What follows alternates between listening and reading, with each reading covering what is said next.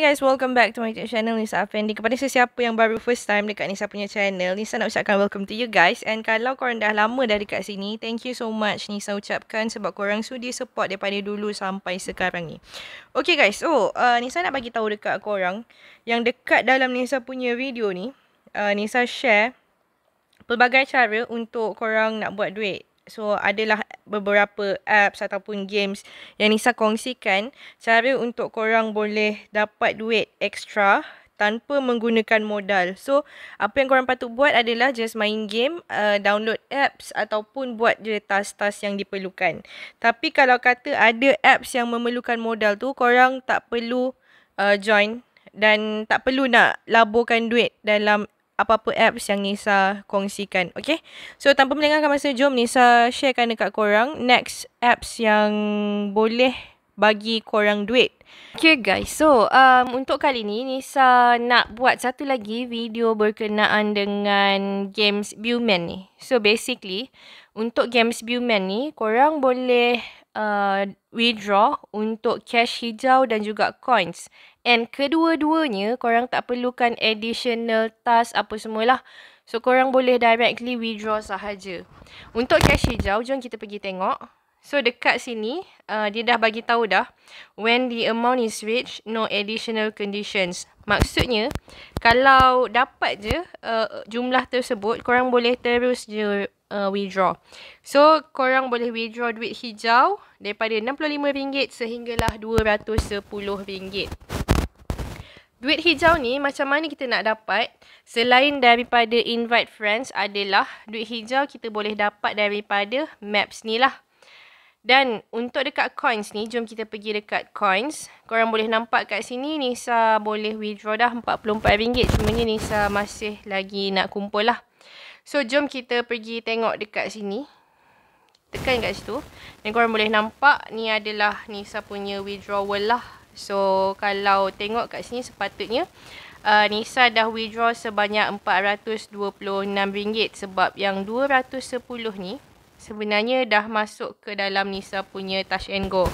So, Nisa akan letakkan dekat screen ni dia punya screenshot daripada Nisa punya Touch and Go lah. Macam mana untuk kita nak dapatkan yang map ni? Kita pergi je dekat map tu. So, korang boleh tengok kat sini.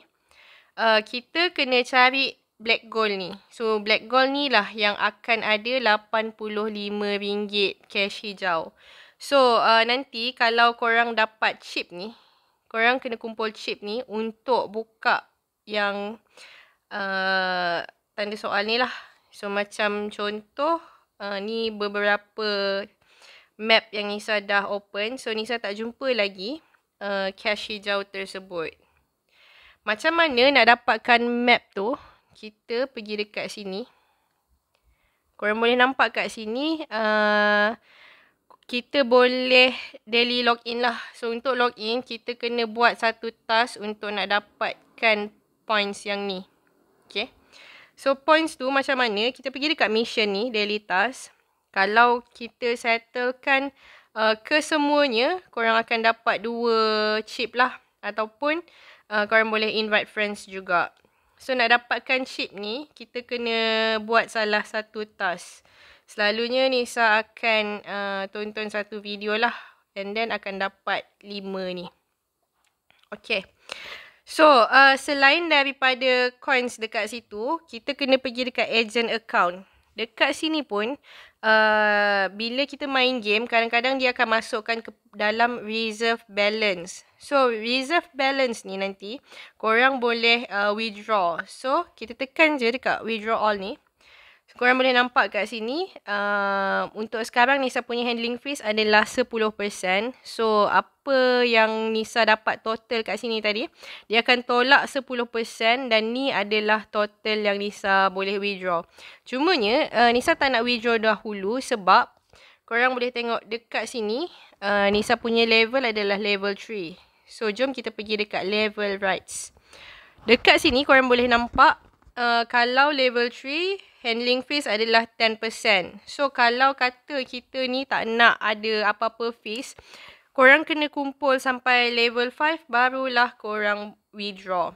Macam mana nak upgrade level? kita kena kumpul yang ni lah, coins yang ini. So nanti bila dah cukup untuk setiap satu level, korang boleh tekan upgrade. Bila upgrade, korang pun akan dapat dia punya bonus jugalah untuk upgrade tu. Okay, so untuk yang lain-lain, Nisa tak nak explain panjang sebab sebelum ni pun Nisa dah pernah buat a few video. So korang boleh tengok sahaja video tutorial yang Nisa dah buat sebelum ni lah.